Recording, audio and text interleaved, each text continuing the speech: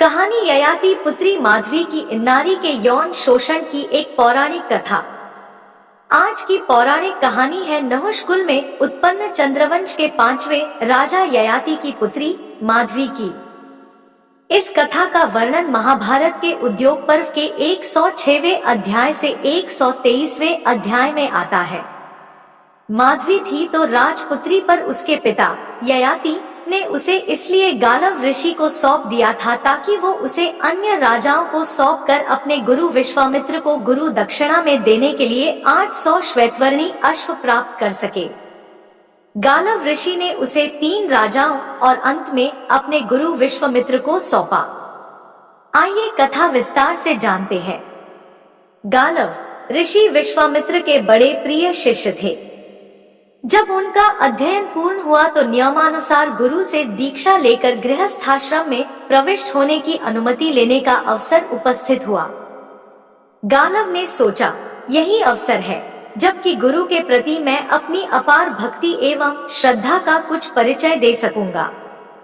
उन्होंने निश्चय किया कि अपनी शक्ति के अनुसार कोई न कोई गुरु दक्षिणा देकर ही आश्रम से विदा लेंगे। किंतु उनके गुरु विश्वामित्र से गालव की स्थिति छिपी नहीं थी। फलतः गालव के अनेक अनुरोधों एवं दुराग्रहों को क्षमा कर उन्होंने उन्हें गृहस्थाश्रम में प्रविष्ट होने की ही अनुमति प्रदान की। किंतु गालव भी अपने निश्चय के प्रति अविचल थे। उनको यह तथापि स्वीकार नहीं था कि गुरु को कोई दक्षिणा दिए बिना ही वे आश्रम से विदा ले। वह अपने निश्चय पर डटे रह गए और विश्वामित्र के बहुत कुछ समझाने बुझाने पर अंत तक यही कहते रहे, गुरुदेव, मेरी विद्या तब तक फलवती नहीं हो सकेगी जब तक मैं आपको कोई दक्षिणा नहीं दे देता। विश्वामित्र का सहज क्षात्र तेज गालव के इस दुराग्रह पर उद्दीप्त हो उठा। अकिंचन और युवक ब्राह्मण पुत्र की यह धृष्टता उन्हें मर्म भेदनी सी लगी, जो उन्हें यह आज अपनी दक्षिणा का पात्र समझ रहा है। उन्हें यह स्मरण करने की आवश्यकता नहीं थी कि वह राजा के पुत्र थे। सम्राटोचित वैभव विलास को पैरों तले ठुकराने वाले को एक भिखारी का बालक दक्षिणा देना चाहता है, यह कैसी विडंबना है। विश्वामित्र विचलित हो उठे। उनका धैर्य समाप्त हो गया। गालव के इस हठ एवं अभिमान ने उनके विवेक और संयम को झंकृत कर दिया। अपार क्रोध से विकंपित वाणी में उन्होंने गालव को तर्जित करते हुए कहा, दुराग्रही गालव, तुम्हें विश्वामित्र जैसे गुरु को संतुष्ट करने के लिए ऐसे 800 श्यामकर्ण अश्व देने होंगे जो चंद्रमा के समान श्वेत वर्ण के हैं। अत्यंत कठिन शर्त थी यह गालव के लिए। किंतु विश्वामित्र की यह वज्रवाणी स्वाभिमानी एवं दृढ़ निश्चय गालव को विचलित नहीं कर सकी। उन्होंने अत्यंत विनय और सत्कार भरे शब्दों से अपने आचार्य से तात्कालिक क्रोध को शांत करके इस दुर्लभ दक्षिणा को जुटाने के लिए यथेष्ट समय देने की याचना की, जिसे विश्वामित्र ने भी स्वीकार कर लिया। तेजस्वी गालव की पक्षराज गरुड़ से विशेष मैत्री थी। फलतः विश्वामित्र की अमरशाग्नि से बचाने के लिए गरुड़ ने गालव का बड़ा संग दिया। अपने कामकाज से छुट्टी लेकर वह गालव के संग भूमंडल भर की प्रदक्षिणा करके ऐसे 800 श्यामकर्ण अश्वों की खोज के लिए निकल पड़े। द्रुतगामी गरुड़ पर बैठकर समूचे भूमंडल की परिक्रमा कर चुकने पर भी जब गालव को सफलता की कोई आशा नहीं दिखाई पड़ी तो वह निराश होकर आत्महत्या के लिए उतारू हो गए। किंतु गरुड़ ने इस समय भी उनका साथ नहीं छोड़ा।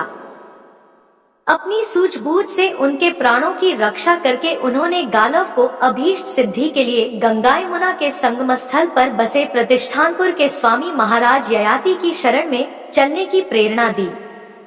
महाराज ययाति का उन दिनों धरती के राजाओं में सर्वाधिक सम्मान था। अपने अतिथियों, यज्ञों एवं प्रजा के कल्याणकारी कार्यों के लिए ययाति को कुछ भी अदेय नहीं था। जब उन्हें गरुड़ समेत ऋषि कुमार गालव के आगमन की सूचना दी गई तो राजा ने उनका हार्दिक स्वागत सत्कार किया। गरुड़ ने अपने आगमन का प्रयोजन बताते हुए कहा, राजन, यह तपोनिधि गालव मेरे अभिन्न मित्र है। महर्षि विश्वामित्र के यह प्रिय शिष्य रहे हैं। किंतु दुर्योगवश गुरुदक्षिणा के प्रसंग पर गुरु शिष्य के बीच ऐसी विषम स्थिति उत्पन्न हो गई है कि उसकी शांति आपकी कृपा द्वारा ही संभव है। इन्हें गुरुदक्षिणा के लिए यज्ञादि शुभ कार्यों में शुभावा 800 श्यामकर्ण अश्व चाहिए।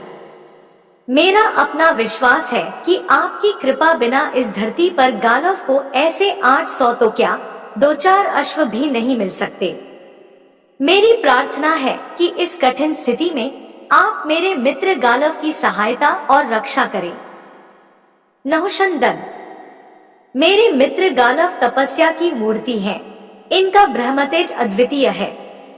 यदि आपने इन्हें उबार लिया तो अपनी अमोघ एवं अपार तपस्या के फल से यह भी कभी आपको अनुग्रहित करेंगे। नरेश्वर, यह आपके लिए एक सुवर्ण संयोग उपस्थित हुआ है, जो गालव के समान परम विद्वान, सदाचारी एवं तेजस्वी याचक उपस्थित हुए हैं। अपने मित्र गरुड़ की मर्मस्पर्शिनी वाणी सुनकर राजा ययाति प्रसन्न हुए, किंतु संयोगात उस समय उनकी स्थिति वैसी नहीं थी जैसी कि गरुड़ समझते थे। अनेक राजसूय और अश्वमेध यज्ञों में उन्होंने अपना संपूर्ण कोष रिक्त कर दिया था।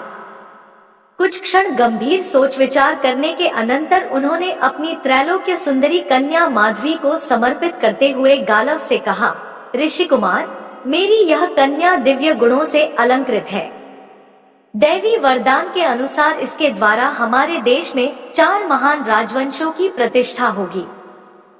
इसे संग लेकर आप पृथ्वी के अन्य राजाओं के पास जाइए। ऐसी सर्वगुणोपेत एवं सुंदरी के शुल्क के रूप में राजा लोग अपना राज्य तक दे सकते हैं। फिर 800 श्यामकर्ण अश्वों की तो बात ही क्या है। किंतु मेरी यह भी प्रार्थना है कि 800 अश्वों की प्राप्ति के बाद आप मेरी कन्या मुझे वापस दे देंगे।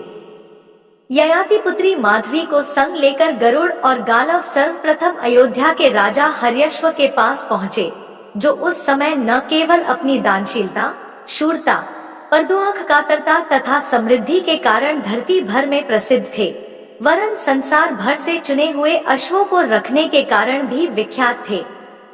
अयोध्यापति ने उनके आगमन का कारण पूछा।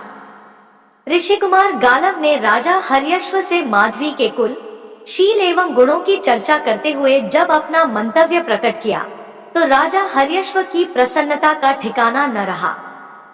किंतु विडंबना यह थी कि उनके पास वैसे श्यामकर्ण अश्वों की संख्या केवल 200 थी। हर्यश्व ने अपनी असमर्थता प्रकट करते हुए गालव और गरुड़ को यह सुझाव दिया, आपको मेरे ही समान अन्य राजाओं से भी माधवी के शुल्क के रूप में वैसे श्यामकर्ण अश्वों की प्राप्ति का उपाय करना होगा। मैं अपने 200 अश्वों को देकर माधवी से केवल एक पुत्रोत्पत्ति की प्रार्थना करूंगा। दूसरा कोई चारा न होने के कारण गालव और गरुड़ ने अयोध्यापति हर्यश्व की बात मान ली और ययाति पुत्री माधवी को अयोध्या में निर्दिष्ट अवधि के लिए छोड़कर कुछ दिनों के लिए अन्यत्र चले गए। यथा समय राजा हर्यश्व के संयोग से माधवी ने वसुमना नामक सर्वगुणोपेत पुत्र को उत्पन्न किया, जो बाद में चलकर अयोध्या के राजवंश में परम प्रसिद्ध हुआ। तदंतर निश्चित अवधि बीत जाने पर गालव और गरुड़ पुनः अयोध्या वापस आए और माधवी के शुल्क के रूप में प्राप्त उन 200 अश्वों को कुछ दिनों के लिए अयोध्या में ही छोड़कर माधवी के संग पुनः वैसे अश्वों की खोज में चल पड़े। अयोध्या से चलकर गालव और गरुड़ काशीराज देवोदास के दरबार में पहुँचे, जिनकी कीर्ति कौमुदी का प्रसार उन दिनों समग्र भूमंडल में हो रहा था।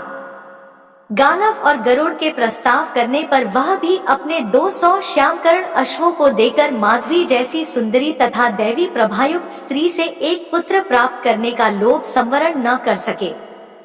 नियत समय बीत जाने पर माधवी के संयोग से काशीराज देवोदास ने प्रतरदन नामक पुत्र की प्राप्ति की, जो बाद में काशी राज्य का पुनरुद्धारक ही नहीं, प्रत्युत वंश परंपरागत शत्रुओं का विध्वंसक भी हुआ।